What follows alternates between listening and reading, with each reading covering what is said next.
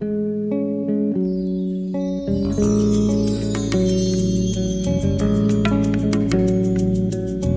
sessão de número 1253, não havendo ata a ser lida, eu passo a presidência ao nobre conselheiro Antônio Malheiro para o prosseguimento do feito. Faça o senhor relator do primeiro processo. Bom dia a todos, e dando sequência, então, à sessão, e passamos ao processo 21763, um recurso de reconsideração da decisão contida no Acórdão 9.338, referente à Prefeitura de Acrelândia, e que tem como relatora a nobre conselheira Dulce Araújo, a quem eu passo a palavra. Senhor presidente, senhor procurador-chefe, exercício, senhores conselheiros, trata-se de recurso de reconsideração interposto tempestivamente pelo senhor Clóvis Valdir Moretti, por meio de seus advogados, contra o acórdão número 9.338, de 5/11/2015, prolatado nos autos número 16.846 de 2012, que se referem à inspeção instaurada objetivando aferir o cumprimento do artigo 22, parágrafo único, da Lei Complementar número 101/2000, de relatoria do ilustre conselheiro Antônio Jorge Malheiro.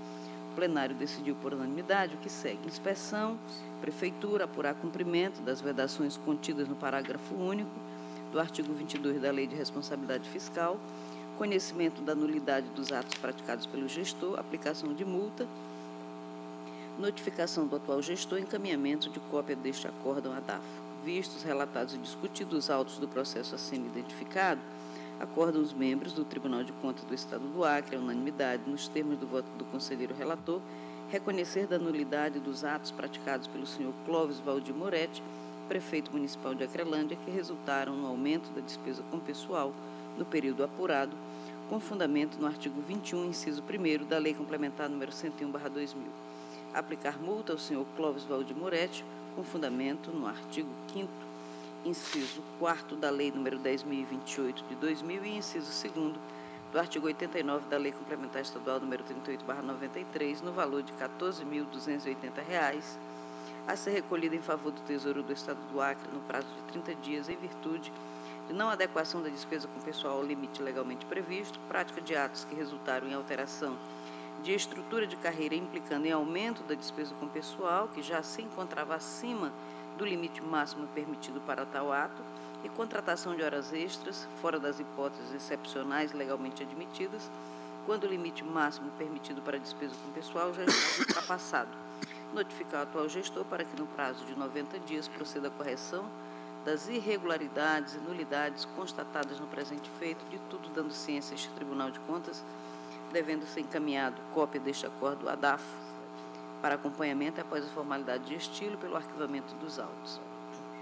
Nas razões recursais, em síntese, postulou a reconsideração do julgado, acima, que eu acabei de ler, mencionado, uma vez que o valor da multa aplicada destoa do entendimento desta Corte de Contas e menciona os acórdãos número 8.840 de 2014 e 9.361 de 2015, prolatados nos autos das prestações de contas das prefeituras municipais de Jordão, 2010, e Epitaciolândia, 2012, respectivamente, no intuito de corroborar seus argumentos. Prossegue afirmando que é um dos ex-gestores que menos ultrapassou o limite máximo previsto para gastos com o pessoal e requer, por fim, a redução da multa imposta, conferindo-se tratamento igualitário, abre aspas, entre os feitos já apreciados por esta Corte. Processo distribuído em 22 de março de 2016 e em cumprimento ao despacho de folha 26, bem como após a regularização processual, foi encaminhado à DAFO, que se manifestou por meio da 2ª Inspetoria Geral de Controle Externo pelo desprovimento do recurso às folhas 31 e 37. O Ministério Público de Contas, por meio de seu ilustre procurador, Dr. Sérgio Cunha Mendonça, manifestou-se às folhas 43 e 45 pelo não provimento do recurso. É o relatório, senhor presidente. A palavra, sua excelência, procurador João... Desculpe, é o presidente, para passar ao procurador Joãozito. Com a palavra ao procurador, doutor João Isidro. Obrigado, senhor presidente. Trata-se de recurso de reconsideração interposto tempestivamente, com fulcro no inciso 1 do artigo 67 da Lei Orgânica deste Tribunal, pelo senhor Clóvis Valdir Moretti, ex-prefeito de Acrelândia, em face do acordo número 9.338 de 2015 desta Corte de Contas, ter considerado nulos os atos de gestão que resultaram em aumento de despesa de pessoal no período em que foi realizada a inspeção objeto do processo 16.846/2012-40. Verifica-se que a condenação proferida diz respeito à aplicação da multa no valor de R$ 14.280, em razão de ato praticado com grave infringência à norma legal, decorrente da não adequação da despesa com pessoal ao limite legalmente previsto, da prática de atos que resultarem em aumento de despesa com pessoal e da contratação de horas extras, fora das hipóteses excepcionais legalmente admitidas.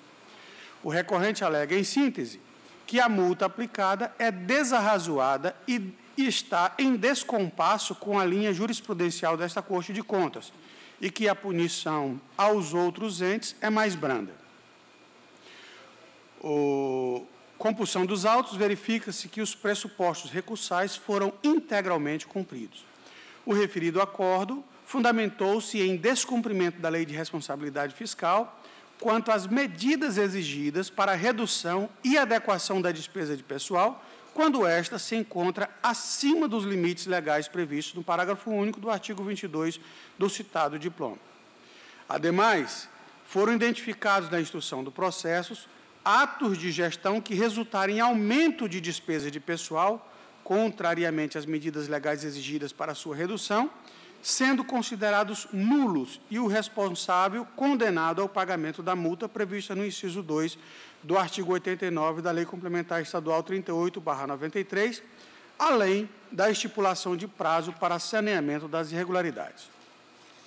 Os atos que resultaram em provimento de cargos e pagamento de horas extras, fora das hipóteses excepcionais legalmente admitidas, aumentaram ainda mais as despesas de pessoal, cujos limites legais já estavam em excesso e não observou as vedações previstas no artigo 22 da Lei de Responsabilidade Fiscal, nem adotou as providências previstas nos parágrafos 3º e 4º do artigo 169 da Constituição Federal.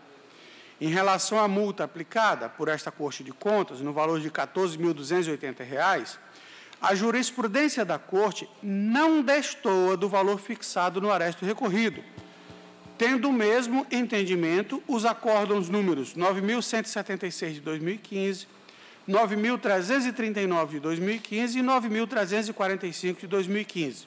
Ante o exposto, tendo em vista a ausência de fatos novos capazes de modificar a decisão recorrida, este Ministério Público de Contas acompanha as conclusões da área técnica, opinando pelo conhecimento do recurso, por ser próprio e tempestivo, mas no mérito, pelo seu não provimento. É o parecer da lavra do procurador Sérgio Cunha Mendonça. Convidamos, então, o advogado, doutor Paulo Luiz Pedraza, para apresentar a defesa e comunicamos o tempo de 15 minutos. Excelentíssimo senhor presidente, conselheiro Antônio Jorge Malheiros, digníssimo representante do Ministério Público, senhor João Isidro de Melo Neto, demais conselheiros. Esse processo, não estou aqui defendendo a inexistência do aumento da folha de pagamento. O prefeito que assumiu em 2010, substituindo um prefeito que tinha sido afastado, de fato, criou despesas, principalmente na atualização do plano de cargos e salários, que estava tipo uma coxa de retalhos. Várias leis separadas um do outro. Então, ele, de fato, ele alterou o custo das despesas de pessoal. Entretanto, ele fez essa análise, essa alteração no final de 2011, que teve reflexo no percentual de 2012. O Tribunal de Contas, sabendo da existência dessa atualização e desse aumento de despesa, determinou uma tomada de conta especial.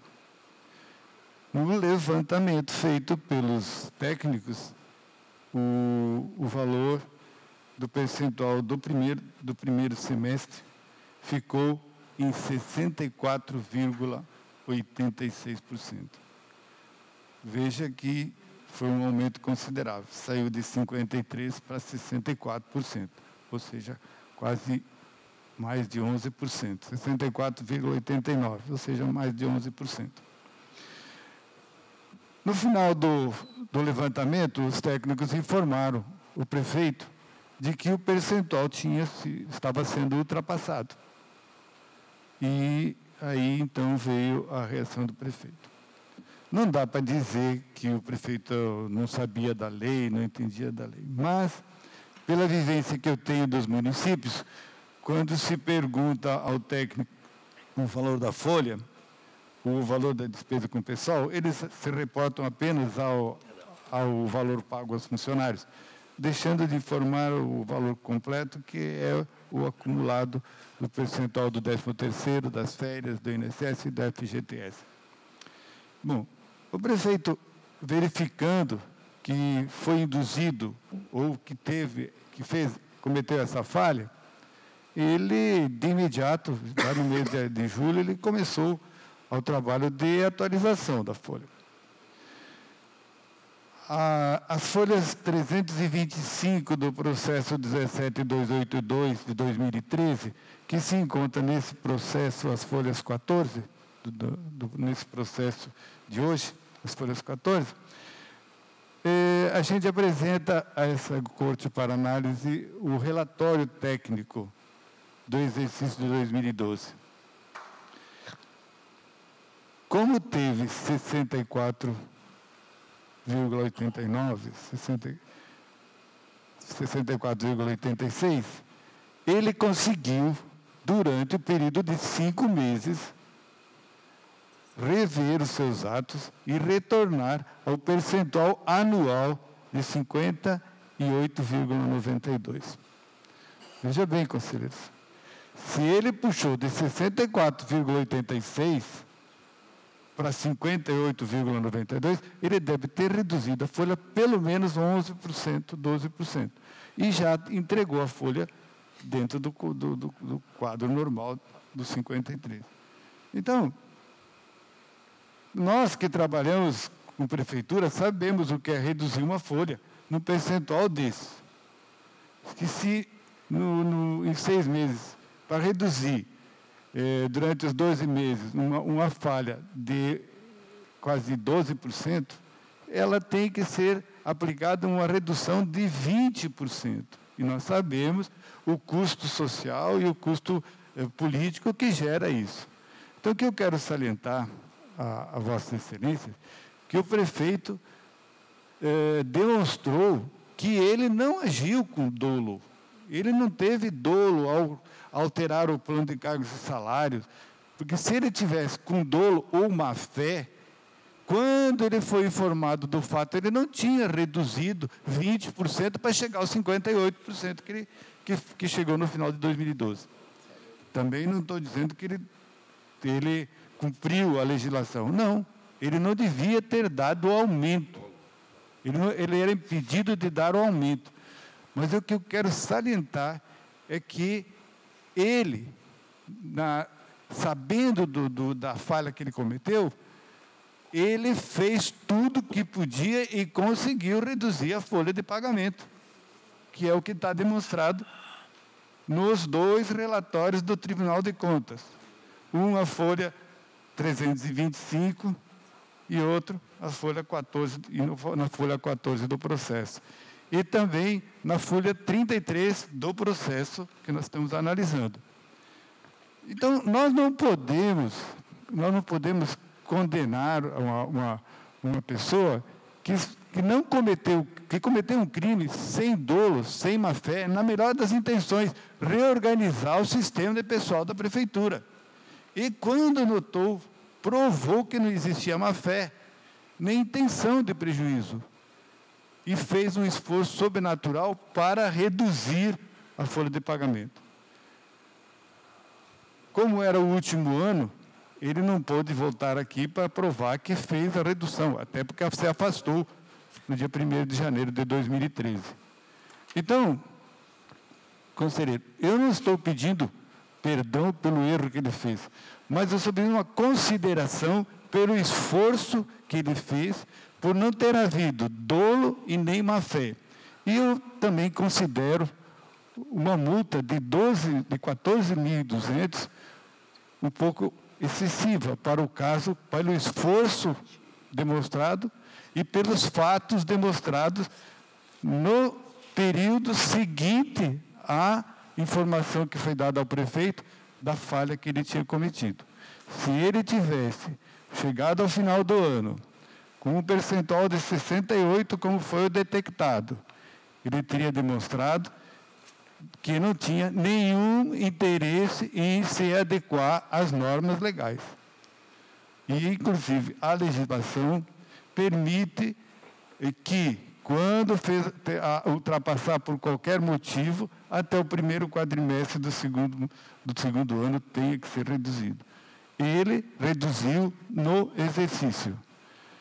Então, senhora conselheira, esse relatório técnico, os dois relatórios técnicos, estão no processo. Umas folhas 14, que demonstra o que foi calculado no dia final de dezembro, e eu na folha 33 do relatório do processo atual, que diz que no primeiro bimestre era 65%.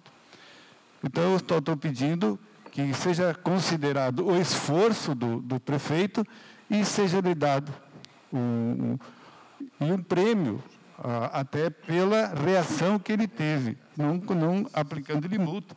E se for necessário, porventura, que pelo menos ela seja reduzida como uma forma de incentivar ao prefeito a se adequar. Muito obrigado. Era isso. Encerrada a pronúncia da defesa, passamos a palavra à nobre relatora para sua conclusão e voto. Obrigada, Excelência. Antes de apreciar o mérito, cumpre informar que o recurso atende a todos os pressupostos legais, razão pela qual dele conheço e passo a sua análise. O recurso interposto pelo senhor Clóvis Valdir Moretti busca reformar o Acórdão 9.338 de 2015, plenário TCE Acre, no qual foi reconhecida a nulidade dos atos por ele praticados quando ocupava o cargo de prefeito municipal de Acrelândia, que resultaram no aumento de despesa com pessoal no período apurado, ano de 2012, e aplicada a multa prevista no artigo 5º, inciso 4º da Lei nº 10.028 de 2000 e inciso 2º do artigo 89 da Lei Complementar Estadual nº 38/93, no montante de R$ 14.280. Verifica-se que foram analisados os atos do ex-gestor praticados no exercício de 2012, especialmente quanto às despesas com pessoal, uma vez que ela já ultrapassava o limite prudencial em dezembro de 2011. Sabe-se que, diante do percentual da despesa com pessoal estar em desacordo com o previsto no artigo 20, inciso 3º, a linha B, da Lei Complementar nº 101/2000, não poderá o gestor, consoante o artigo 22 do mencionado diploma legal, conceder vantagem, aumento, reajuste ou adequação de remuneração a qualquer título, salvo os derivados de sentença judicial ou de determinação legal ou contratual, ressalvada a revisão prevista no inciso 10 do artigo 37 da Constituição. Não pode criar cargo, emprego ou função, alterar a estrutura de carreira que implique aumento de despesa, prover cargo público, admitir ou contratar pessoal a qualquer título, ressalvada a reposição decorrente de aposentadoria ou falecimento de servidores das áreas de educação, saúde e segurança, contratar hora extra, salvo no caso do disposto no inciso 2º do parágrafo 6º do artigo 57 da Constituição, e as situações previstas na Lei de Diretrizes Orçamentárias, devendo ainda, nos termos do artigo 23 do mencionado diploma legal, eliminar o percentual excedente dos 2 quadrimestres seguintes, sendo pelo menos 1/3 no primeiro, adotando-se, entre outras, as providências previstas nos parágrafos 3º e 4º do artigo 169 da Constituição. No presente caso, e embora esteja em discussão apenas o valor da multa imposta, observa-se que o ex-gestor concedeu aumento dos subsídios dos agentes políticos, alterou a estrutura de carreira dos servidores municipais e realizou o pagamento de horas extras em clara afronta à Lei de Responsabilidade Fiscal, pelo que se mostrou correta a aplicação da multa prevista nos artigos 5º, inciso 4º da Lei nº 10.028/2000 e 89, inciso 2º da Lei Complementar Estadual nº 38/93, cuja fixação levou em consideração a infração cometida, bem como sua gravidade, e ainda observados os princípios da proporcionalidade e da razoabilidade, além de seu efeito pedagógico. Nos termos do parágrafo 1º do artigo 5º da Lei 10.028/2000, o valor da multa será de 30% dos vencimentos anuais do agente, nada impedindo que sua aplicação se dê em valor aquém do previsto quando a infração for de menor relevância, pois, dependendo da gravidade da infração, o elevado montante da multa prevista no dispositivo em comento poderá ser excessivamente gravosa ao gestor, pois não estabelece qualquer graduação.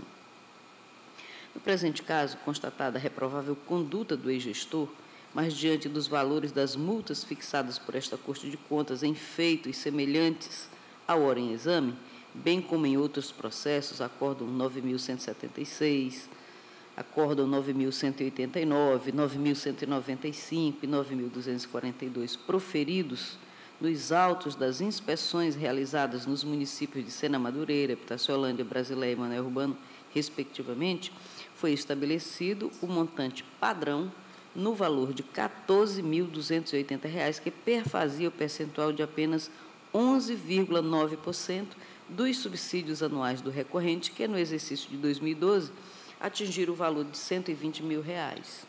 Desse modo, constata-se ser irretocável o acórdão recorrido, tendo em vista que a multa fixada atende ao ordenamento jurídico vigente. Isto posto, conheço do recurso de reconsideração apresentado pelo senhor Clóvis Valdir Moretti e nego-lhe provimento. Após as formalidades de estilo, pelo arquivamento dos autos. É o voto, senhor presidente.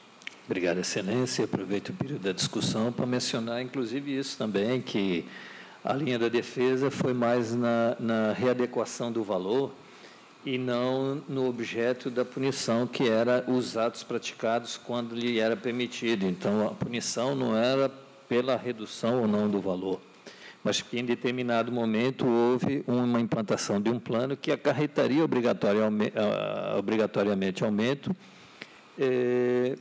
não lhe sendo permitido tal ato. E foi aqui que levou a punição, e não pela falta de redução ou o esforço, que até deu para perceber, em que pese que ao final do exercício ainda estava com 58%, então acima do valor também. Mas passando à votação, conselheiro José Augusto. Foi o voto, senhor. Conselheiro Valmir Ribeiro. Voto com a relatora, senhor presidente. Conselheiro Ronaldo Polanco.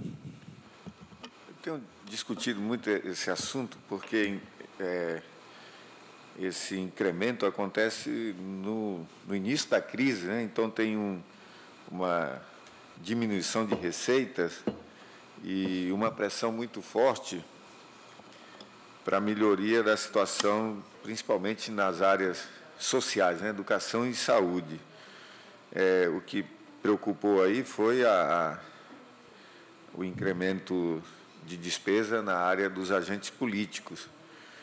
Mas, realmente, é uma fase inicial. Se fosse hoje, como está se discutindo a diminuição da despesa pública, né? Ou seja, você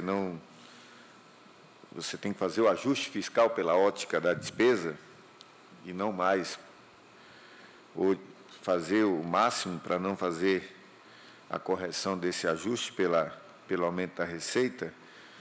Eu vejo o pleito com muito...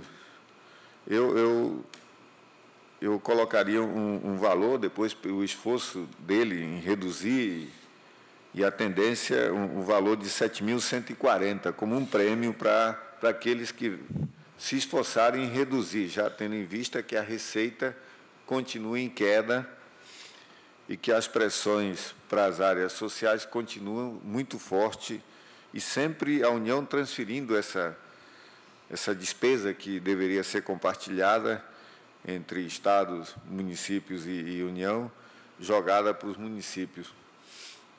Então, eu colocaria um valor de R$ 7.140 a multa.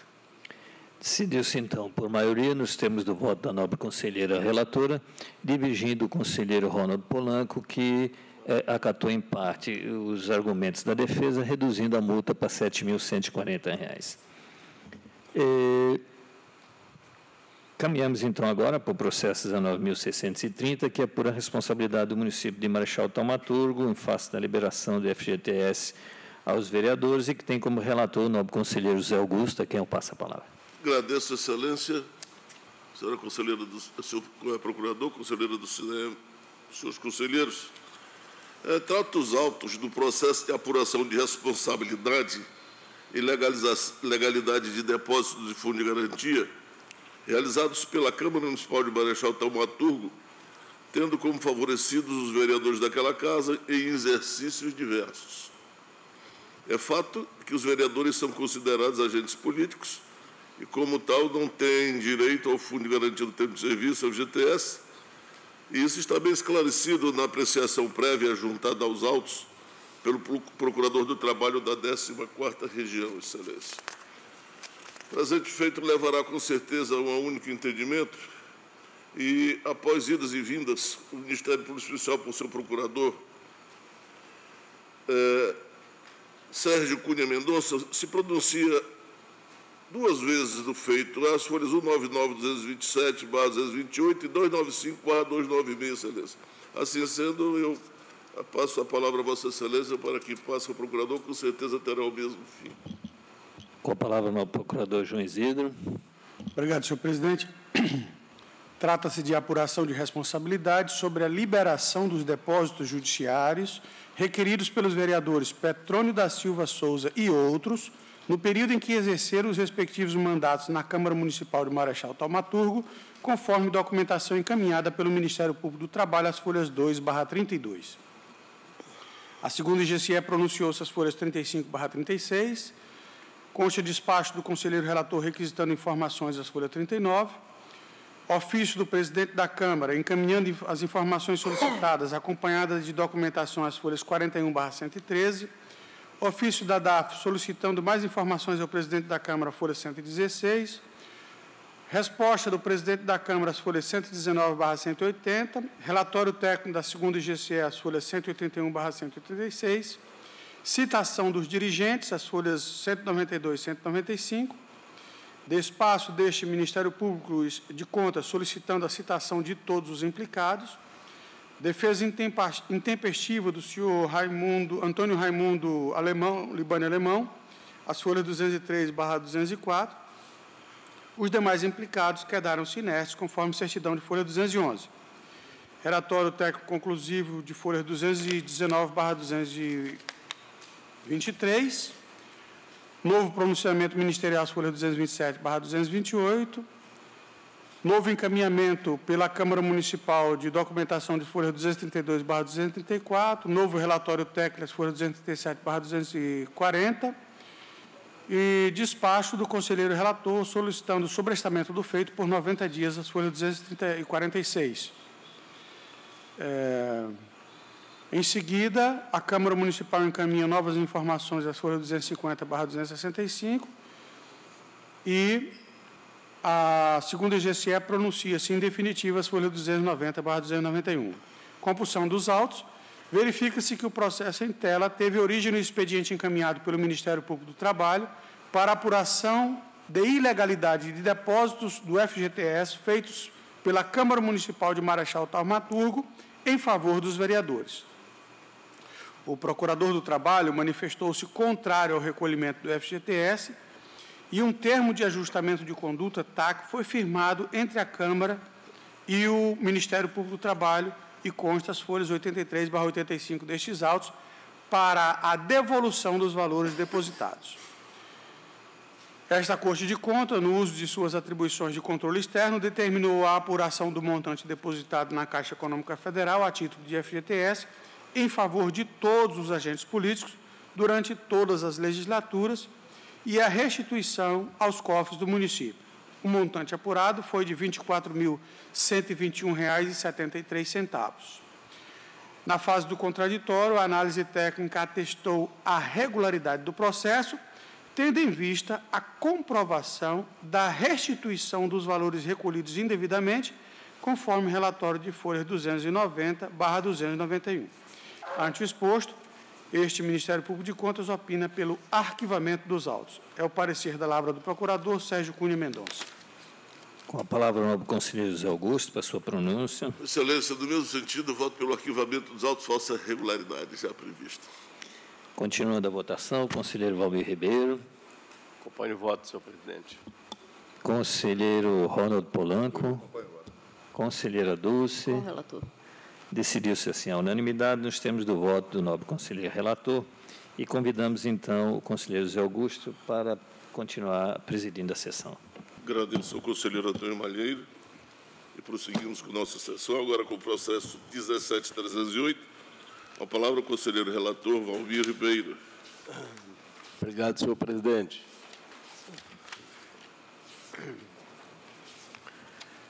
Trata o presente processo da prestação de contas da Prefeitura Municipal de Assis Brasil, exercício 2012, de responsabilidade da senhora Maria Eliane Gadelha Cariús, prefeita do aludido município, à época, encaminhada tempestivamente a esta Corte de Contas. Após o registro à autuação, o processo foi instruído pela segunda EGCE, que produziu o relatório técnico de folha 108/129 sobre a execução orçamentária, financeira e patrimonial do município, ocorrida no exercício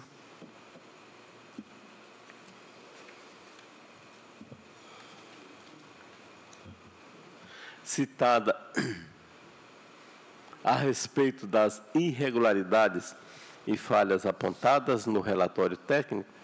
A gestora não se manifestou, deixando o prazo transcorrer livremente, conforme certidão de folha 145.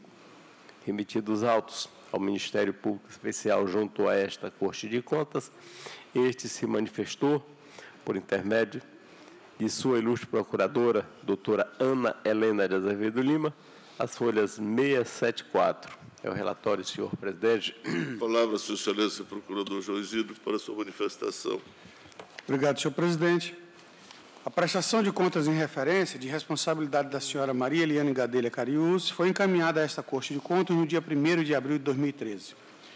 A análise técnica procedida pela segunda GCE constatou as seguintes irregularidades: ausência de encaminhamento da prestação de contas em meio digital, ausência no rol dos responsáveis da contadora que assinou a prestação de contas, bem como do responsável pelo almoxarifado, ausência de peças obrigatórias, conforme anexo 4 da resolução TCEAC número 62 de 2008, tais como relatório circunstanciado de análise da gestão, demonstrativo de restos a pagar, cópia do relatório resumido da execução orçamentária e financeira do último bimestre, cópia do relatório de gestão fiscal do último quadrimestre, ausência do balancete contábil no mês de dezembro, ausência do demonstrativo do suprimento de fundos, do demonstrativo das doações, subvenções, auxílios e contribuições concedidos, do demonstrativo do cumprimento dos limites constitucionais referentes ao ensino, ao Fundeb, à saúde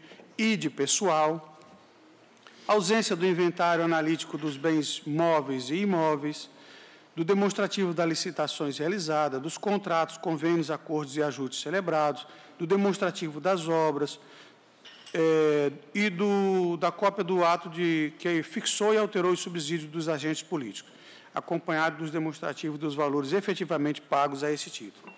Além disso, a área técnica também verificou a ausência do selo de comprovação da habilitação profissional da contadora responsável pela apresentação e elaboração dos balanços, ausência nos autos da LDO e da Lei Orçamentária Anual, ocorrência de déficit orçamentário no valor de R$ 807.001,06, ausência de comprovação das disponibilidades financeiras recebidas do exercício anterior e das transferidas para o exercício seguinte, inconsistência da receita e da despesa extra-orçamentária, que registram valores a título de consignações e restos a pagar divergente dos registrados na mesma prestação de contas no anexo da dívida flutuante e no balanço financeiro, inconsistência do balanço financeiro, que apresenta desequilíbrio entre o total da receita e o total da despesa, o que é inconcebível, segundo o método das partidas dobradas.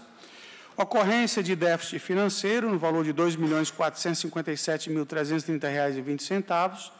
Insuficiência das disponibilidades financeiras ao final do exercício para cobrir o montante total das obrigações financeiras de curto prazo.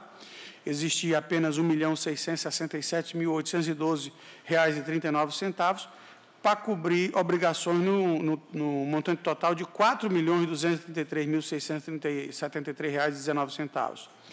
Ausência de escrituração no demonstrativo da dívida fundada do passivo previdenciário do município no valor de R$ 1.174.744,05.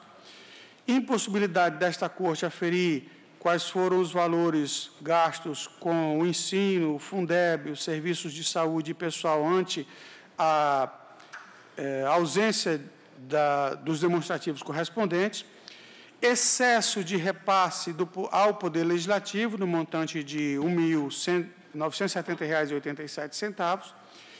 Impossibilidade de aferição do cumprimento das metas fiscais ante já o noticiado não encaminhamento da LDO e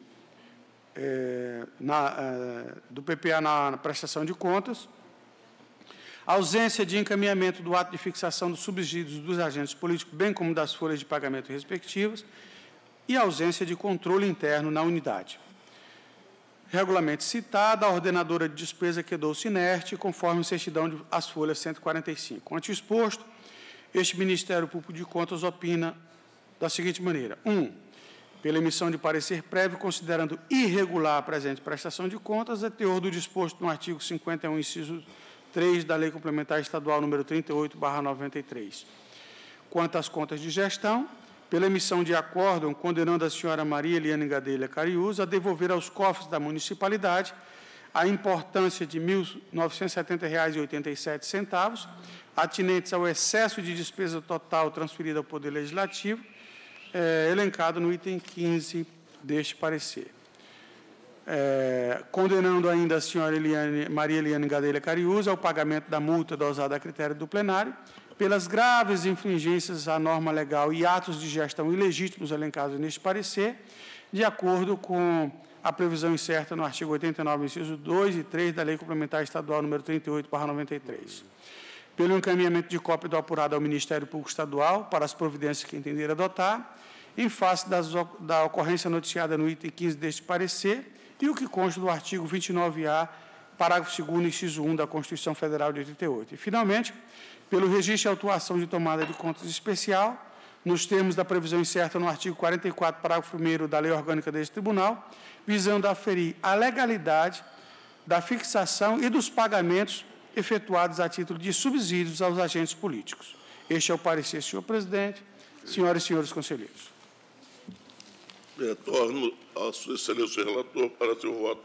Obrigado, senhor presidente. Conclusão e voto. Visto, relatado, discutido o presente processo e consubstanciado no relatório técnico de folha 108/129, diante do douto parecer do Ministério Público Especial junto à Corte de Contas, folha 148/151, com fulcro no inciso 3º do artigo 51 da Lei Complementar Estadual número 38/93, voto. Primeiro, pela emissão de parecer prévio, considerando irregular a prestação de contas da Prefeitura Municipal de Assis Brasil, exercício 2012, de responsabilidade da senhora Maria Eliane Gadelha Cariús, prefeita à época, em face das irregularidades apuradas pela área técnica e relacionadas neste relatório, item 17. 2, pela condenação da senhora Maria Eliane Gadelha Cariús, a devolução aos cofres do município, devidamente atualizado, a quantia de R$ 1.970,87, atinente ao valor repassado a maior ao Poder Legislativo. 3, pela aplicação de multa à referida gestora, no montante de 10% do valor a ser devolvido, atualizado, com fulcro no artigo 88 da Lei Complementar Estadual número 38 de 93. 4. Pela aplicação de multa, sanção à senhora Maria Eliane Gadelha Cariús, ordenadora de despesa, à época, no valor de R$ 7.140, com base no artigo 89, inciso 2º e 3º do regimento do referido diploma legal. 5, pelo encaminhamento de cópia dos autos ao Ministério Público Estadual para adotar as medidas que entender cabíveis. 6, pelo registro e a autuação de tomada de contas especial para apurar a legalidade dos pagamentos efetuados aos agentes políticos na forma disciplinada no parágrafo 1º do artigo 44 da Lei Complementar Estadual número 38 de 93. Após as formalidades de estilo, sejam os autos remetidos à Augusta Câmara Municipal de Assis Brasil para as providências legais. Antes, porém, cientifique-se o interessado para tomar conhecimento deste julgado. É como voto, senhor presidente, senhoras e senhores conselheiros. Em votação pela ordem, conselheiro Antônio Malheiro. Excelência, eu acompanho o voto do nobre relator, mas peço vênia para divergir em parte. Primeiro, na devolução. O repasse é maior à Câmara Municipal no valor de R$ 1.970,87 não implica em não se ter uma verba destinada ou aplicada na atividade pública, apenas ela está acima do limite na Constituição, e isso dá crime de responsabilidade ao prefeito, mas eu não posso pedir a devolução, uma vez que ela foi aplicada no setor público. Então, eu quero divergir nessa linha e apenas acrescentar esse item no encaminhamento ao Ministério Público Estadual desse item. Porém, eu entendo que a devolução é bem maior e é de R$ 1.667.812,39, porque o saldo financeiro não veio comprovado nos extratos. Entendo até que é um valor grande, mas não houve defesa, não houve uma pronúncia sobre isso. A mesma coisa com relação aos demonstrativos de educação e saúde, que não vem a relação dos empenhos, não veio com o histórico, e por isso também a reprovação e o entendimento da área técnica, acompanhada pelo Dr. Parquet, de que não houve o cumprimento da educação e da saúde, apesar dos valores ditos como gastos lá atenderem os percentuais mínimos constitucionais, os demonstrativos nos empenhos não conseguiam comprovar essa situação. Então, o valor a devolver, no meu voto, é de R$ 1.667.812,39. Gostaria também de divergir com relação a acrescentar no acórdão o valor dos restos a pagar sem cobertura financeira, também provavelmente pela ausência de comprovação. Só que isso implica em descumprimento dos artigos 359B, C e D do Código Penal, porque era o último ano de mandato. Então, com estas observações, Excelência, é o meu voto. Conselheiro Rodolfo Polanco. Da mesma forma, senhor presidente, eu acho que a devolução do recurso que foi repassado a mais, dos 1.970 para a Câmara Municipal, foram gastos no setor público, não devem ser devolvidos. Mas sempre nós fizemos a solicitação de que o que consta no balanço patrimonial e o saldo das contas bancárias devem ser compatíveis. Aí, o conselheiro Malheiro tem razão. Muito embora, conselheiro, a situação dos prefeitos hoje é um pouco complicada, e no caso da prefeita aqui de Assis Brasil, ela ficou sem banco de dados, porque não sei qual a razão das empresas prestarem o serviço. Um dia desse eu falava na assessoria, lá no gabinete, quem é o dono hoje do banco de dados? É o prefeito ou é a empresa? Porque o serviço é adquirido, deveria ser prestado pelas empresas. No entanto, em função de que esses sistemas, esses softwares, eles são praticamente, não todos, né, mas a maioria são livros eletrônicos. Então, no final do mês, vocês solicitam um balancete e eles não fecham. Eu não entendo como é que um sistema é pronto e não fecha. Aí não conseguem operar lá na prefeitura. Aí o dono do sistema vem, recolhe e vem operar aqui. Aí coloca um contador à disposição, cobra mais um serviço e fica com o banco de dados, que é o caso aqui dessa situação. Ela não tem banco de dados e não está disponível. Nós vamos, se solicitarmos uma auditoria lá, você não vai encontrar esse banco na prefeitura. Como é que essa gestora vai fazer a sua defesa? Então, é uma situação muito crítica em que os municípios atravessam e que os gestores, depois que saem, enfrentam.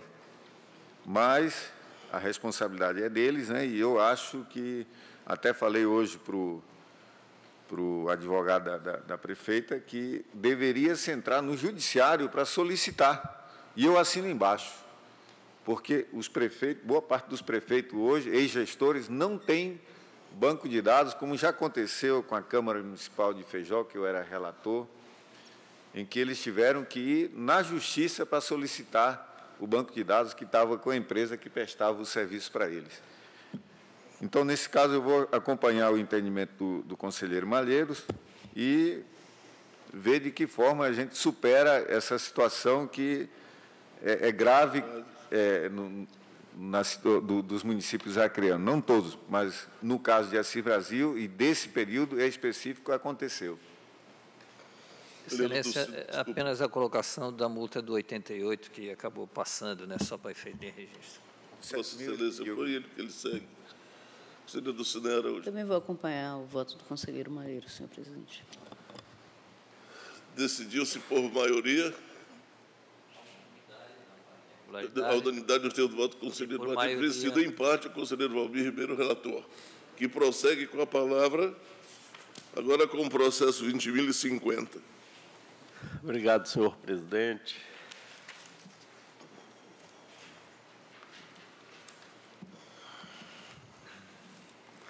Relatório. Tratam os autos da prestação de contas de gestão do Instituto de Previdência do município de Rio Branco, de responsabilidade do senhor Márcio Oliveira do Carmo, diretor-presidente à época, encaminhada tempestivamente a esta Corte de Contas. A instrução do feito coube à terceira EGCR, que produziu, cuja análise sobre a gestão orçamentária e financeira do Instituto demonstra a situação descrita no relatório técnico, a folha 116/137. A área técnica constatou ainda a realização de pagamentos sem cobertura contratual no montante de R$ 115.500, devidamente citados. O gestor encaminhou em sua defesa os documentos de folha 166/171. Após a análise, a inspetoria concluiu pela regularidade das contas, remetidos autos ao Ministério Público Especial Este se manifestou, por intermédio de seu ilustre procurador-chefe, doutor Mário Sérgio Nery de Oliveira, folha 187. É o relatório, senhor presidente. Palavra a sua excelência, procurador João Isidro, para a sua manifestação. Obrigado, senhor presidente. Trata-se de prestação de contas tempestiva de gestão sob a responsabilidade do senhor Márcio Oliveira do Carmo, diretor-presidente, evidenciando a realização de despesas no valor de R$ 115.500 sem cobertura contratual. Citado o gestor, sua resposta e da senhora Raquel de Araújo Nogueira, dirigente, sanearam o questionamento. Isto posto, endossamos a proposta de seu julgamento como regular, teor do disposto no inciso 1 do artigo 51 da Lei Complementar Estadual número 38/93. É o parecer da palavra do procurador Mário Sérgio Nery de Oliveira.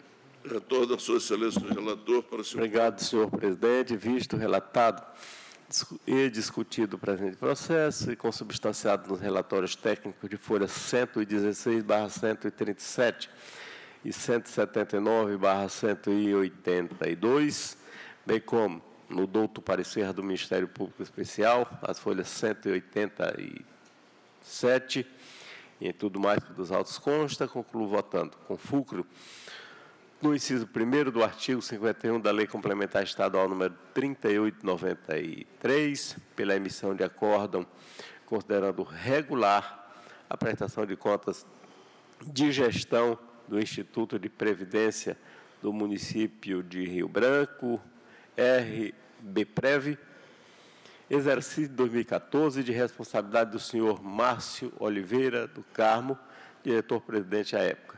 Após as formalidades de estilo, pelo arquivamento destes autos. É como voto, senhor presidente, senhoras e senhores conselheiros.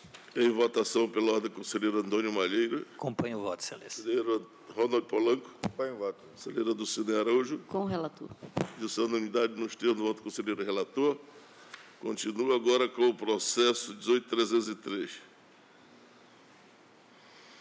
Processo 18.303 é o retiro de pauta, senhor presidente. Tirado de pauta a solicitação do relator, passo para o processo 21.921.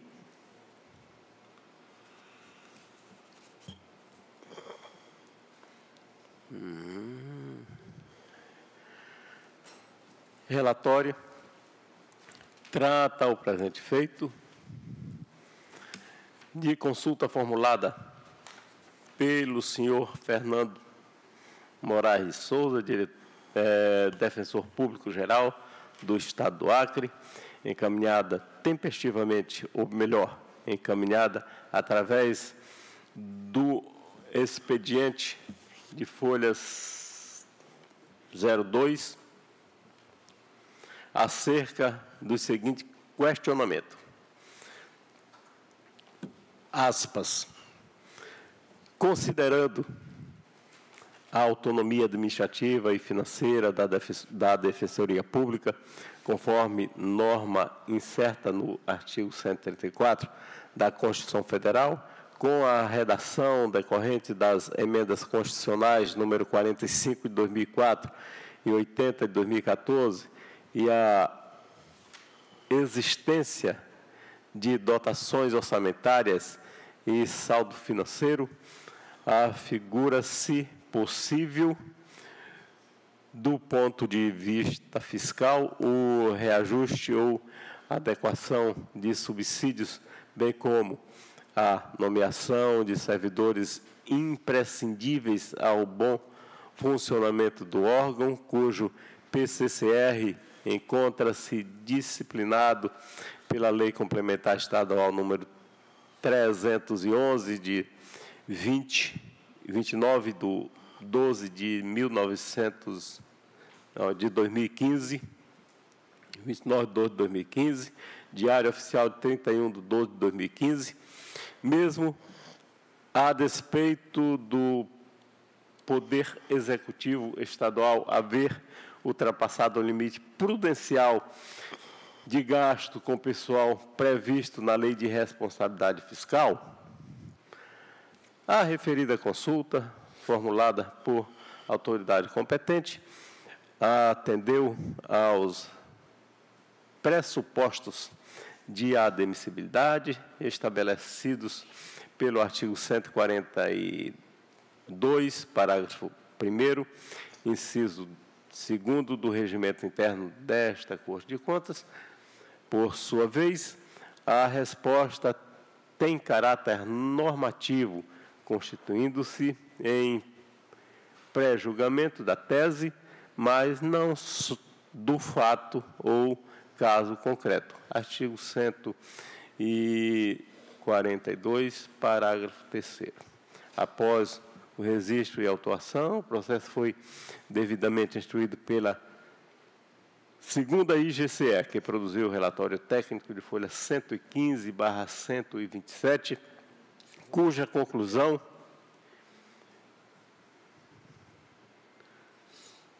folha 115/127, cuja conclusão é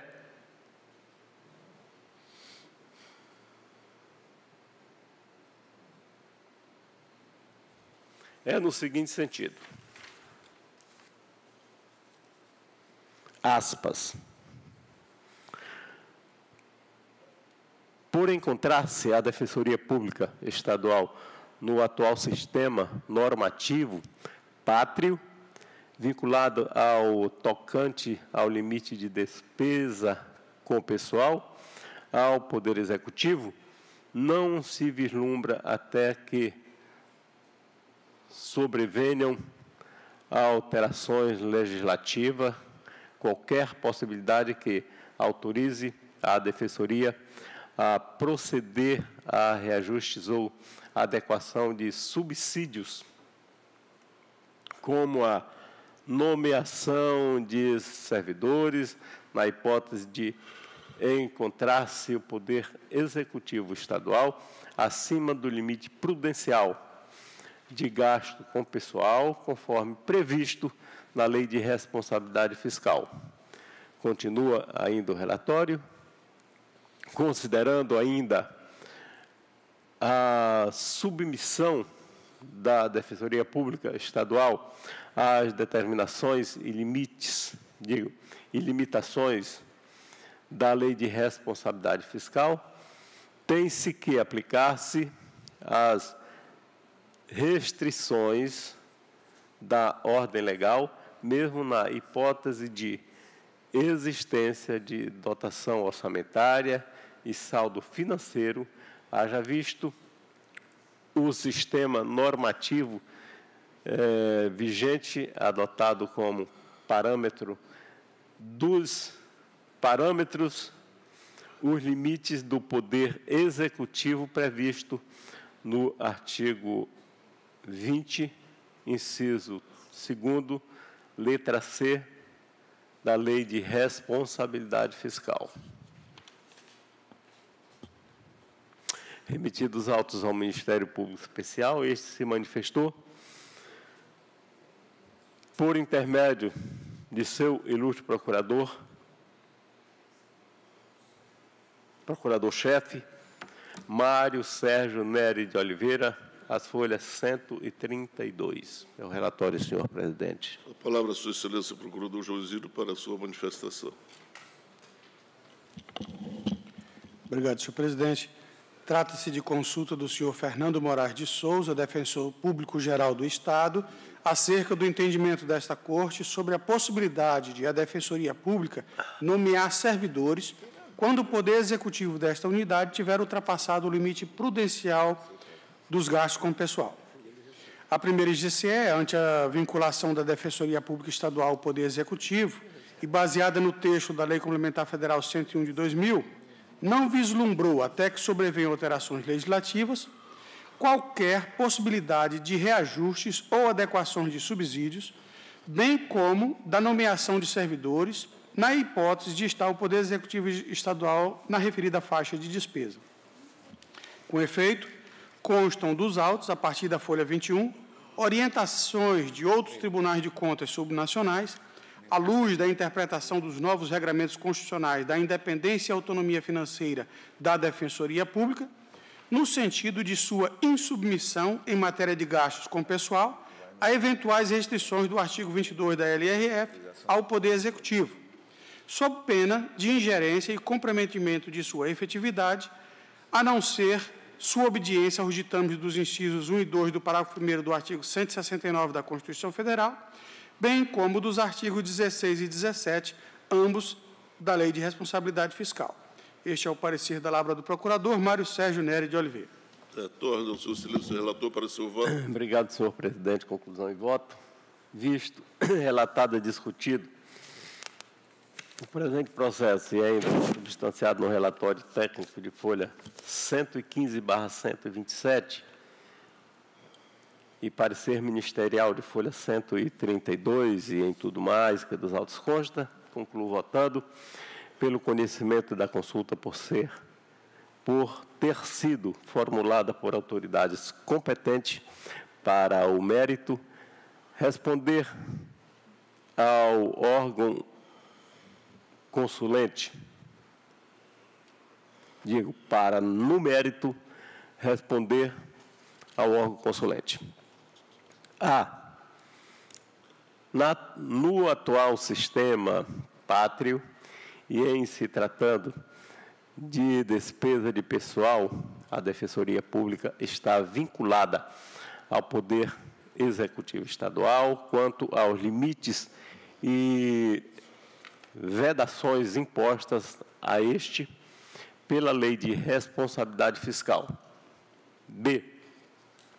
Até que sobrevenha lei posterior dispondo sobre a matéria, o Poder Executivo poderá estabelecer na Lei de Diretrizes Orçamentária, LDO, um percentual destinado à Defensoria Pública para despesa de pessoal, considerando, para tanto, a média das despesas com pessoal desse órgão em percentual da receita corrente líquida, verificada nos 3 exercícios financeiros imediatamente anteriores ao da publicação da referida lei, hipótese em que o órgão responsável pela aplicação da metodologia deverá estar atento ao percentual encontrado, pois, qualquer que seja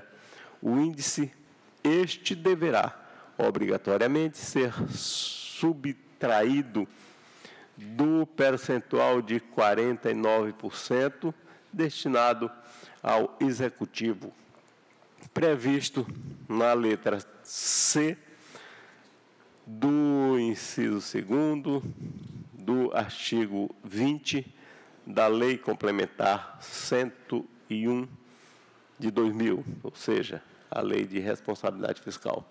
Após as formalidades de estilo, sejam os autos arquivados. É como voto, senhor presidente, senhoras e senhores conselheiros. Em votação pela ordem, conselheiro Antônio Malheiro.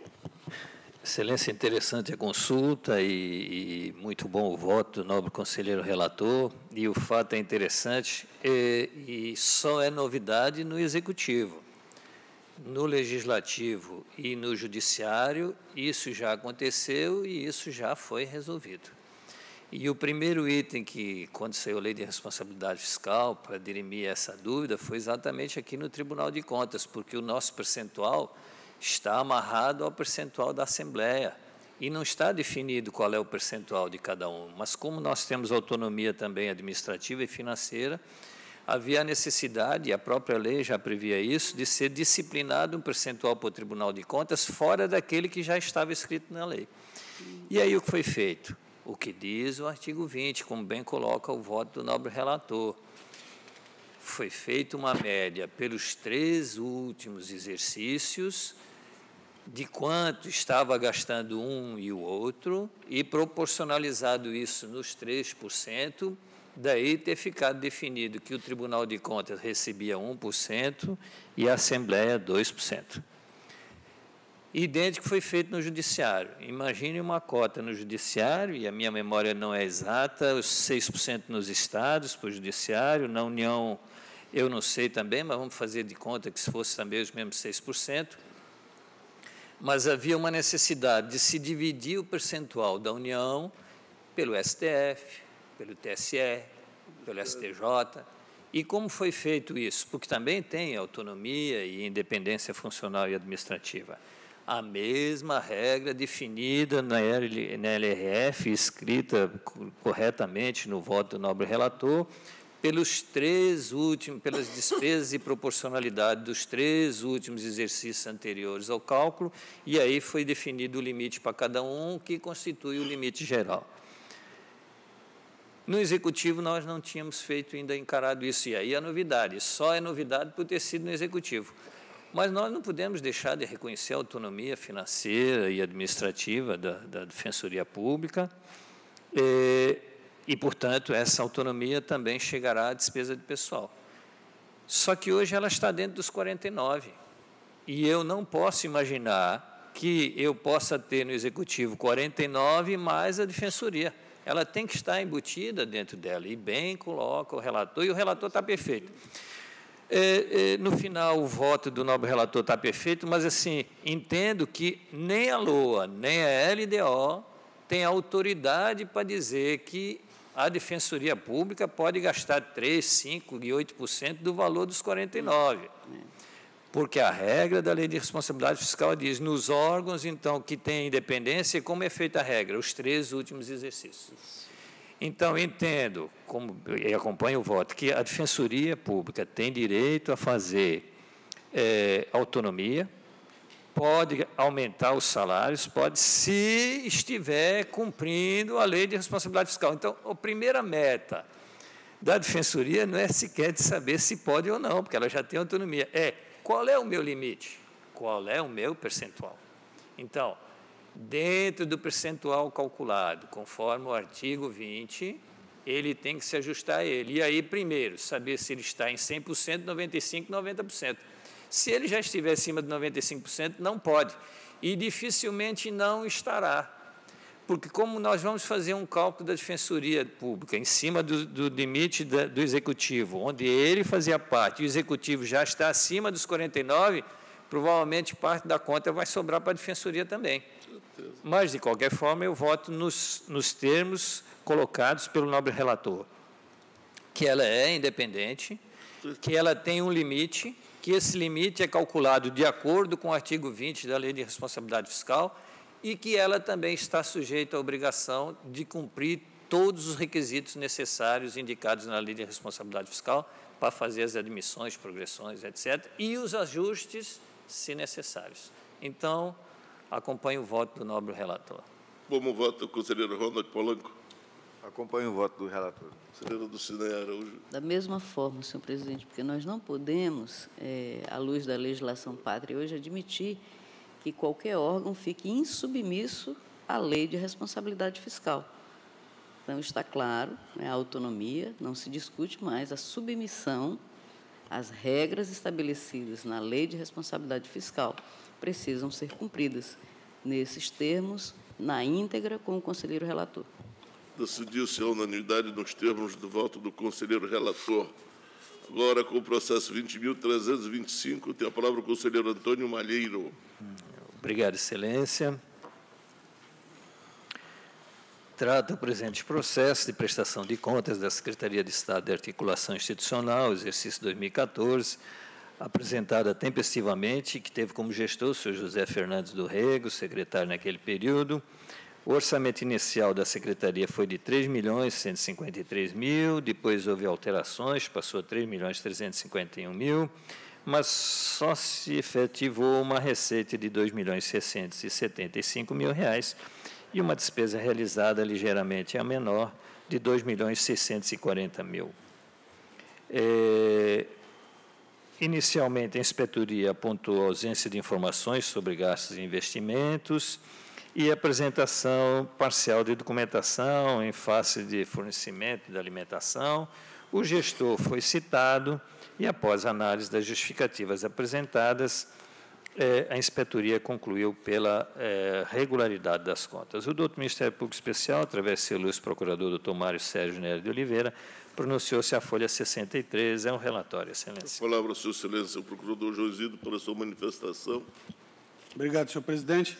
Trata-se de prestação de contas tempestiva de gestão sob a responsabilidade do senhor José Fernandes do Rego, cuja instrução suscitou as seguintes pendências: ausência de informações sobre gastos e investimentos do período, dentro das respectivas áreas de competência, assim como dos resultados obtidos, e necessidade de documentação completa referente aos processos 32 de 2011, fornecimento de alimentação e complementos, e 3 de 2014, contratação de empresa para prestação de serviços de buffet.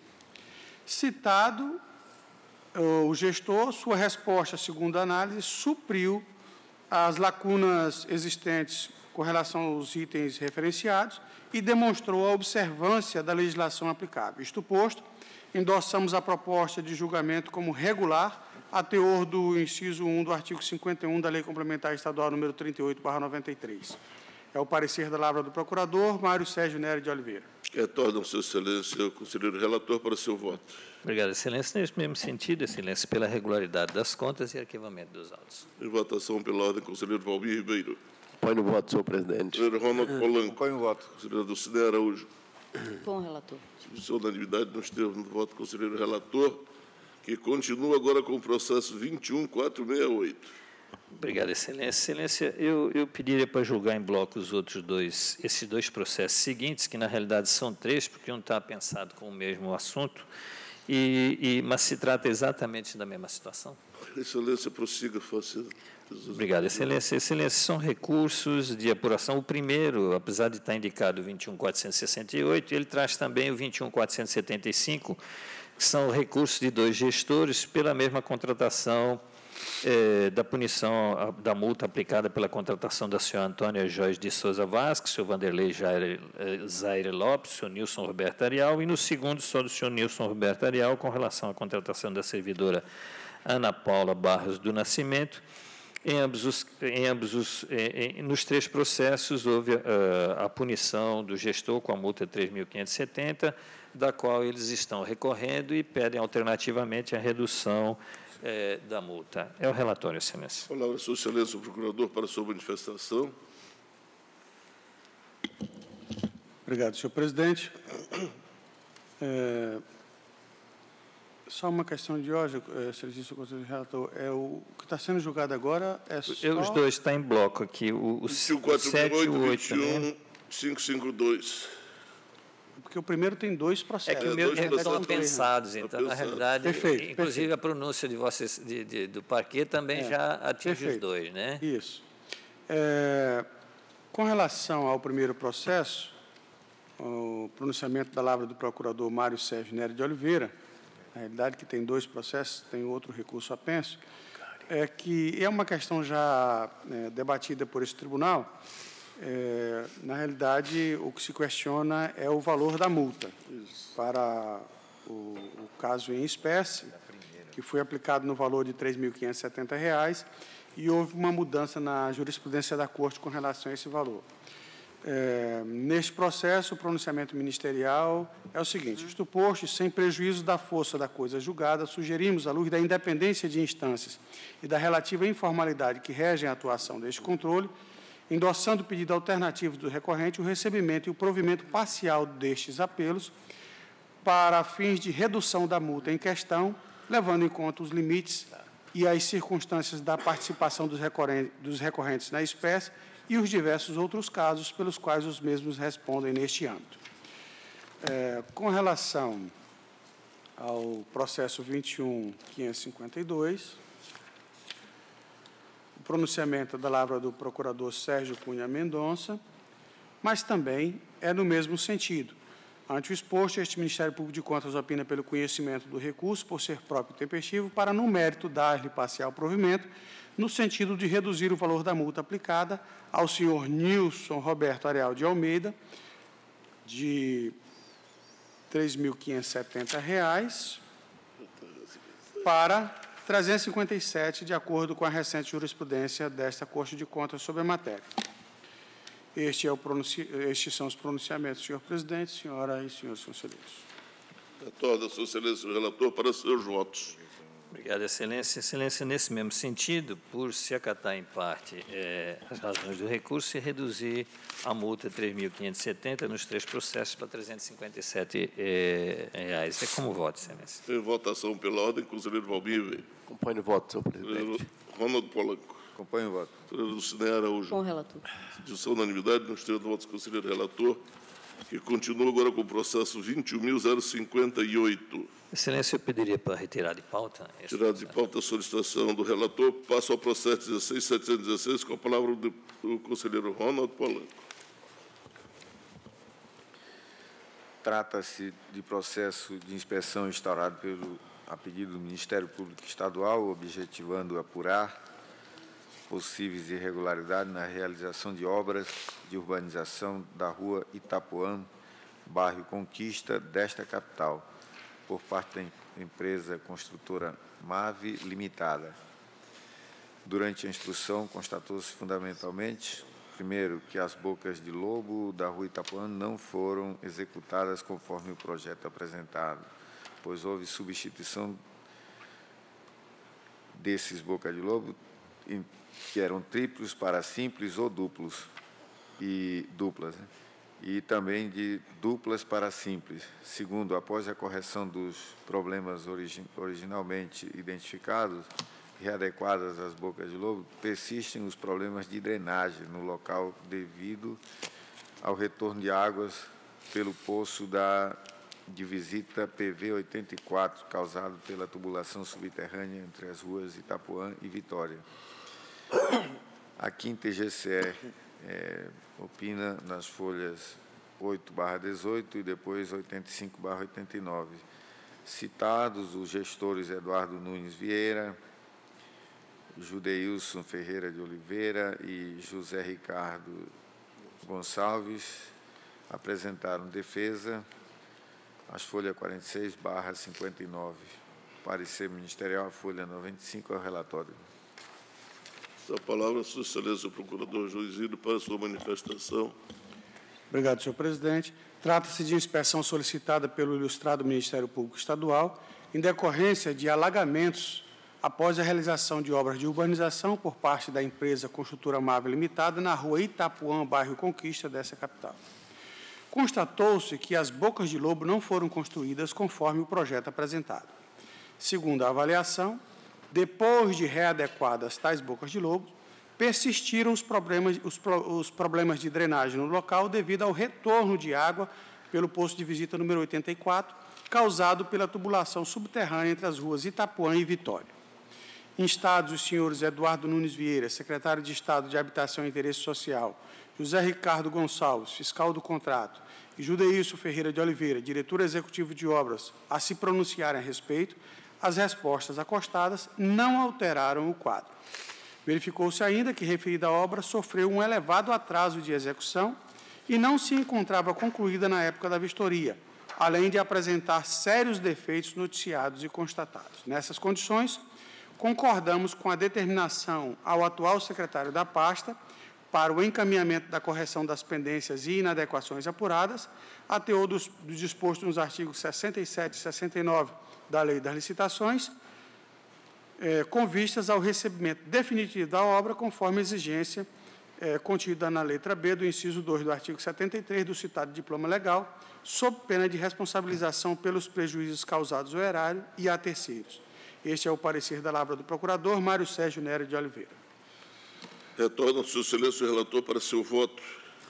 Senhor presidente, nobre conselheira e conselheiros, o nosso entendimento é o mesmo do parecer ministerial e depois, pelo encaminhamento de cópia da presente decisão, à Promotoria Especializada de Habitação e Urbanismo do Ministério Público do Estado do Acre para conhecimento e logo pelo arquivamento dos autos. Eu voto. Em votação pela ordem, conselheiro Valmir Ribeiro. Acompanho o voto, senhor presidente. Conselheiro Antônio Malheiro. Excelência, este é um assunto que é o problema das obras. E ele nasce, há uma obra no bairro da Conquista, no valor de R$ 4.361.000, então uma obra relativamente grande. que apresenta defeito, que a sociedade vai, então, ao Ministério Público Estadual para tentar resolver a situação de uma obra que trouxe problemas. O Ministério Público Estadual se sente impotente para resolver a situação, por não conhecer, não ter estrutura, e manda para o Tribunal de Contas.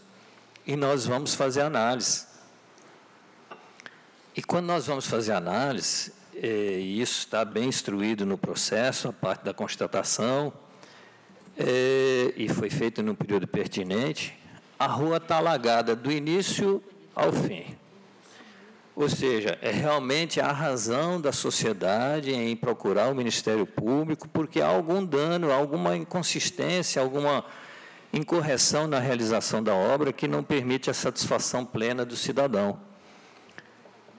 E, com certeza, para que a rua inteira, uma rua extensa, esteja alagado do início ao fim, o problema, com certeza, é no canal subterrâneo que foi pago. E que não escoa. Então, ou ele está entupido, pode ser, ou foi feito com diâmetro pequeno, pode ser, ou não foi feito, ou quando foi feito, a água não foi canalizada para canto nenhum. Então, o dano é grande. E aqui erra a inspetoria quando aponta que a solução do problema é R$ 3.862,24, porque se isso fosse verdade, os próprios cidadãos teriam se juntado e pago a obra. Não é verdade. Então, a apuração está perfeita com relação à constatação dentro dos autos do dano que está sendo colocado, mas está imperfeito com relação à quantificação, e aí o processo começa a ter dificuldade. No entanto,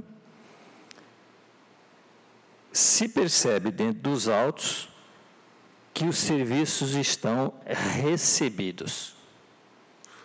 E o recebimento dos serviços são feitos pelo engenheiro fiscal, senhor José Ricardo Gonçalves,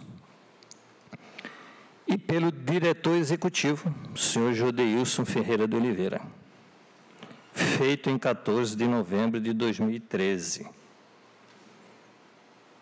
Pior, havia uma garantia no contrato de R$ 218.050,73. Não aparece no processo se essa garantia foi efetivada, mas se eu tenho um termo de recebimento e se ela tiver sido efetivada, com certeza ela foi liberada. Então, quando houve a citação para que os gestores corram atrás da correção, não existia mais garantia. Então, significa que o recebimento não foi feito a contento. Agora, o valor da garantia está quantificado nos autos. Esse eu consigo perceber. E a ausência de retenção da garantia é um dano que o gestor causa ao erário. Ele causa ao erário quando ele não faz isso. E entendo que a simples determinação ao atual gestor para que corra atrás, coitado, ele vai atrás de uma situação que não está bem resolvida. Então, nesse sentido, eu voto, primeiro, por aplicar uma multa nos termos do artigo 88, de 100% do dano em função da liberação da garantia, sem que a obra estivesse efetivamente e corretamente colocada, e vejam que a garantia foi liberada depois que a sociedade reclamou da obra.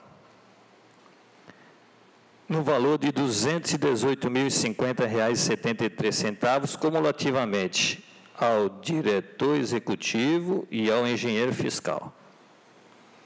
Pela notificação do atual gestor para correção da situação da obra em 90 dias e, se necessário, a ação judicial do construtor.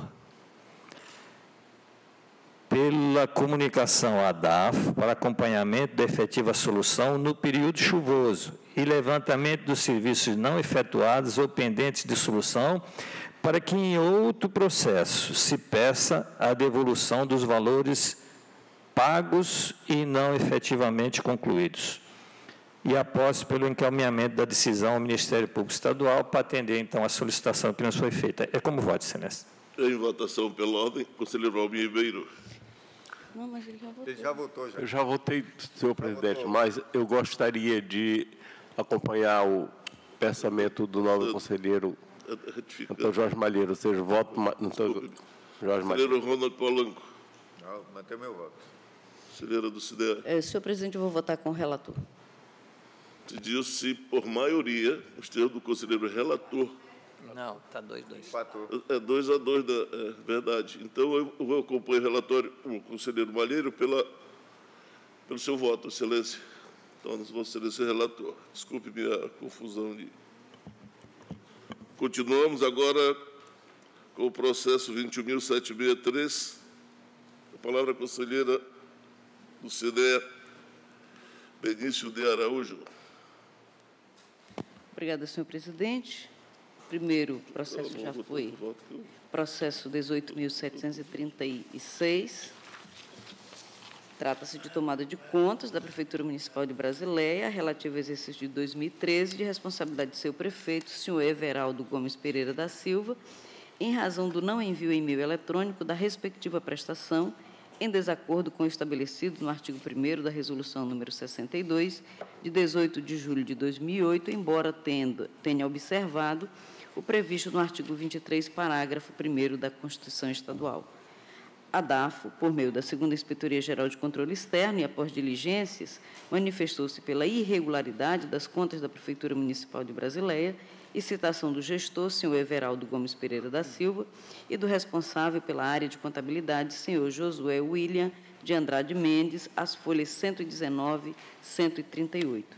Em obediência aos princípios do contraditório e da ampla defesa, foi determinada a citação, tendo sido apresentada defesa pelos responsáveis, por meio de seus advogados, as folhas 153 e 164, e sobre a qual a DAFO, após diligências, emitiu relatório técnico complementar, no qual, embora tenham sido acatadas algumas justificativas, ratificou a irregularidade da prestação de contas e apontou novas falhas, a saber, a classificação errônea nos empenhos de elementos de despesa e contratação de serviços sem o devido procedimento licitatório, bem como em claro fracionamento às folhas 172 e 187. Realizada a segunda citação, os responsáveis deixaram o prazo transcorrer inalbis, embora tenha sido concedida a sua dilação.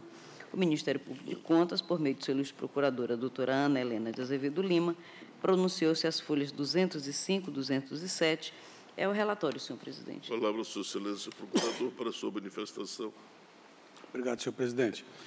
Tratam os autos da tomada de contas da Prefeitura Municipal de Brasileia de responsabilidade do senhor Everaldo Gomes Pereira da Silva, prefeito, em face do descumprimento da resolução do TCE número 62 de 2008. O exame procedido após a fase do contraditório, que ocorreu intempestivamente pelo gestor Everaldo Gomes Pereira da Silva e pelo contador Josué William de Andrade Mendes, verificou a existência... Excelência, é uma questão de intervenção, só se não for invertido. O primeiro foi julgado o senhor Paulo Pedraza, da sequência possível. Isso. É que foi invertido no início da sessão. Função do primeiro voto. Exatamente. Eu relatei o primeiro, que era o recurso. Correto. A consideração está correta, procurador. Correto. Perfeito, obrigado. Constatou a existência e a permanência das seguintes falhas e irregularidades: envio intempestivo da prestação de contas, abertura de créditos adicionais sem indicação da fonte de recurso, não confirmação do saldo financeiro transferido para o exercício seguinte no valor de R$ 22.951,03, falta de comprovação do saldo patrimonial, ausência de comprovação da dívida flutuante, não comprovação da aplicação mínima dos recursos com a saúde, não comprovação do atendimento ao limite máximo para o gasto com a despesa de pessoal, ausência de controle interno, inconformidades do enquadramento das despesas quanto aos elementos, contratação de serviços sem o devido processo licitatório e divergência no valor total pago ao senhor Jamison Nascimento de Lima, contratado como pregoeiro naquela municipalidade. Com efeito, os responsáveis foram novamente citados para a defesa, mas não aproveitaram a oportunidade, embora tenha sido deferido o pedido de dilação de prazo. O processo foi encaminhado a este órgão ministerial no dia 13 de maio de 2016, tendo sido redistribuído no dia 21 de julho de 2016. Atento às peças constantes do feito, verifica-se, além do envio intempestivo da prestação de contas, que não houve a comprovação do saldo patrimonial nem da dívida flutuante, bem ainda que foi realizada a abertura de créditos adicionais sem indicação da fonte de recursos, contrariando o artigo 167, inciso 5 da Constituição Federal e o artigo 43 da Lei 4.320/64. No que se refere ao cumprimento dos limites constitucionais, observa-se que não restou demonstrada a comprovação da aplicação mínima dos recursos com a saúde, nem tampouco o atendimento ao limite máximo de gasto com a despesa de pessoal.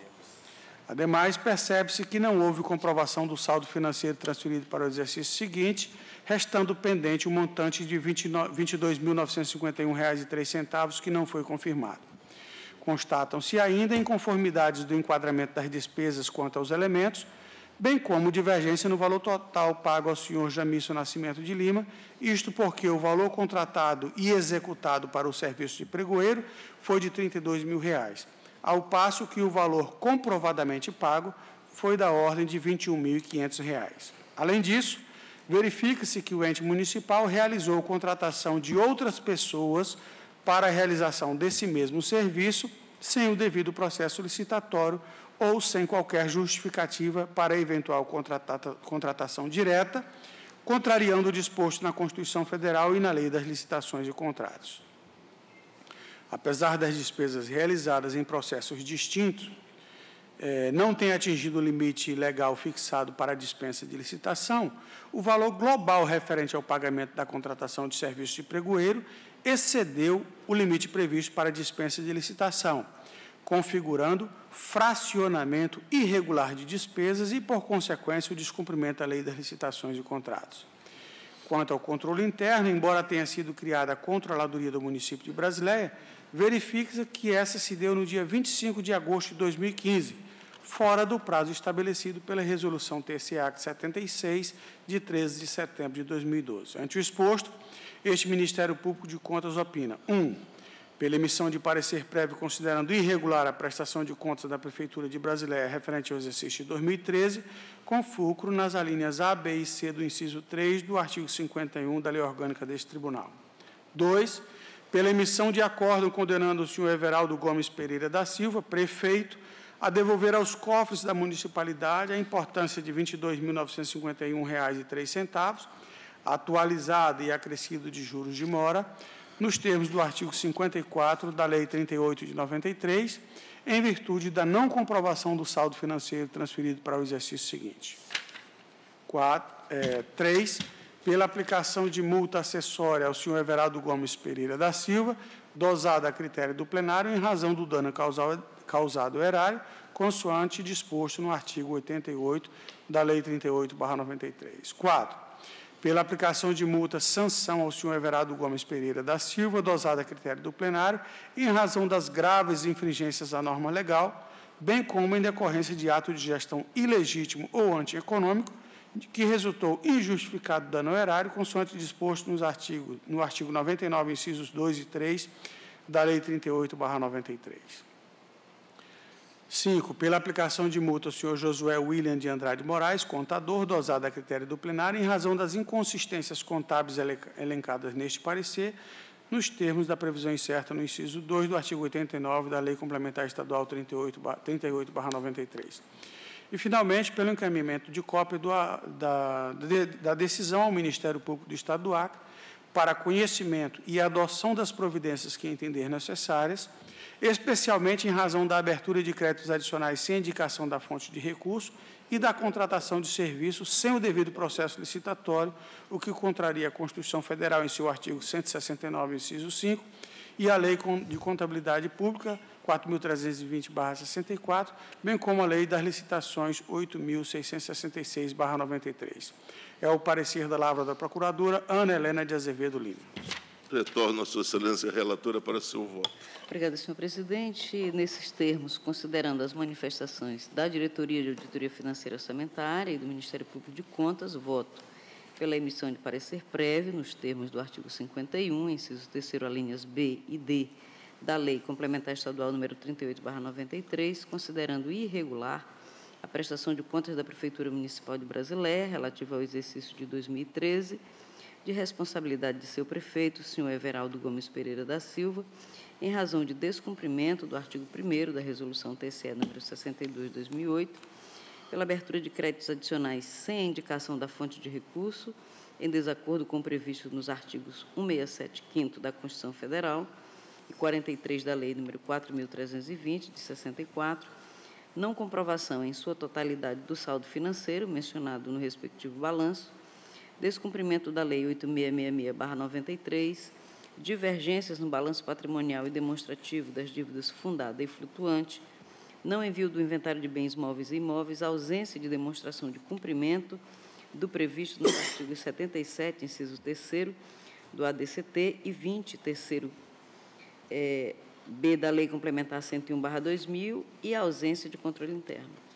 Pela emissão de acórdão, determinando ao gestor a devolução aos cofres do município de Brasileia, no prazo de 30 dias, do valor de R$ 22.951,03, relativo ao saldo financeiro não comprovado, impondo ainda o pagamento de multa de R$ 2.295,10, que corresponde a 10% sobre o valor a ser devolvido, nos termos do artigo 88 da Lei Complementar Estadual número 38/93, e ainda notificando o responsável para que proceda às correções necessárias nos balanços financeiro e patrimonial, bem como nos demonstrativos das dívidas fundada e flutuante, nas próximas edições, observados os artigos 2º, parágrafo 3º e 11 da Resolução TCE número 87, de 28/11/2013.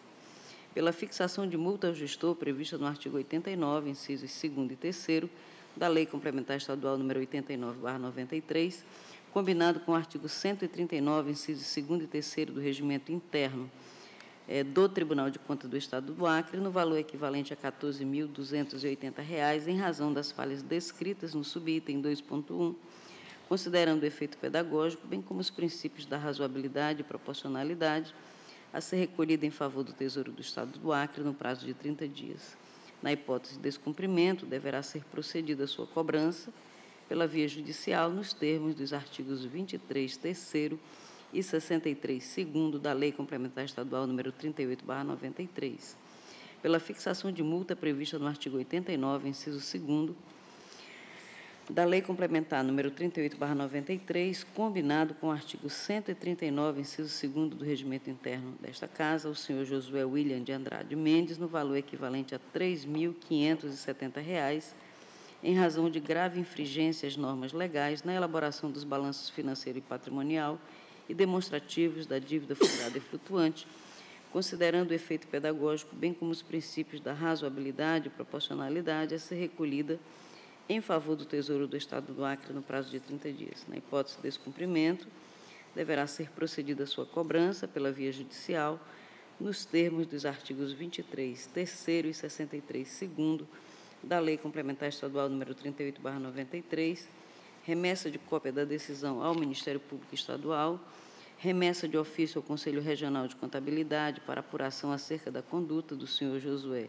William de Andrade Mendes, subscritor dos demonstrativos contábeis apresentados nesses autos, e após as formalidades de estilo e observado o trânsito em julgado da decisão, pelo encaminhamento da cópia da prestação de contas à Câmara Municipal de Brasileia para julgamento, consoante prevê o artigo 23, parágrafos 1º e 2º da Constituição Estadual.